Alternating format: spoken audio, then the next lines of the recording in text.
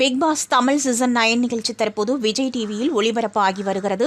இந்த நிகழ்ச்சியில் 10 ஆண் போட்டியாளர்கள், ஒரு திருநங்கை, 9 பெண் போட்டியாளர்கள் என மொத்தம் 20 பேர் கலந்து கொண்டனர். இதில் முதல் வார இறுதியில் பிரவீன் காந்தி வெளியேற்றப்பட்டார்.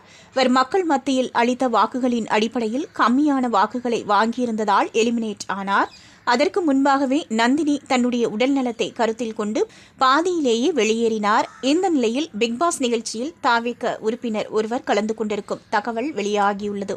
அவர் வேறு யாருமில்லை, சுபிக்ஷா தான். இவர் தூத்துக்குடி மாவட்டம் குலசேகரப்பட்டினத்தை அடுத்துள்ள பெரிய தாழை என்கிற மீனவ கிராமத்தை சேர்ந்தவர்.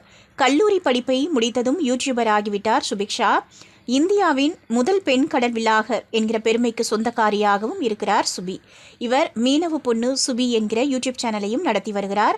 இதில் தன்னுடைய தந்தையுடன் கடலுக்கு சென்று மீன் பிடிப்பது, கடலிலேயே உணவு சமைத்து சாப்பிடுவது என பல்வேறு வீடியோக்களை போட்டு ஃபேமஸ் ஆனவர் சுபிக்ஷா. இவர் யூடியூபராக இருப்பது மட்டுமின்றி தன்னுடைய 22 வயதிலேயே பிசினஸ் ஒன்றையும் தொடங்கி அதிலும் நன்கு கல்லா கட்டி வந்துள்ளார்.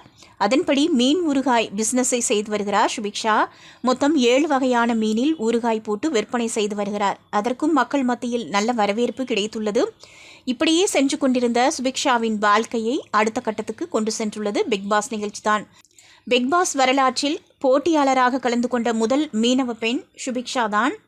கடைக்கோடியில் எளிய மீனவ குடும்பத்திலிருந்து எந்தவித பின்புலமும் இன்றி கடின உழைப்பை மட்டுமே மூலதனமாக்கி வென்று இன்று பிக்பாஸ் போட்டியாளராக கலக்கி வரும் சுபிக்ஷா பலருக்கும் ஒரு ரோல் மாடலாக மாறியிருக்கிறார். சுபிக்ஷா பிக்பாஸ் வீட்டுக்குள் சென்றதிலிருந்து அவருக்கு தாவேகாவினர் போட்டி போட்டு ஆதரவு திரட்டி வருகிறார்கள். ஏனெனில் சுபிக்ஷா தாவேகா உறுப்பினராக உள்ளார். அவரை வெற்றியடைய செய்ய வேண்டும் என்று விர்ச்சுவல் வாரியர்ஸ் கங்கணம் கட்டிக்கொண்டு சுற்றுகிறார்கள். போகிற போக்கை பார்த்தால் சுபிக்ஷாவை டைட்டில் வின்னராக்கி விடுவார்கள் போல தெரிகிறது.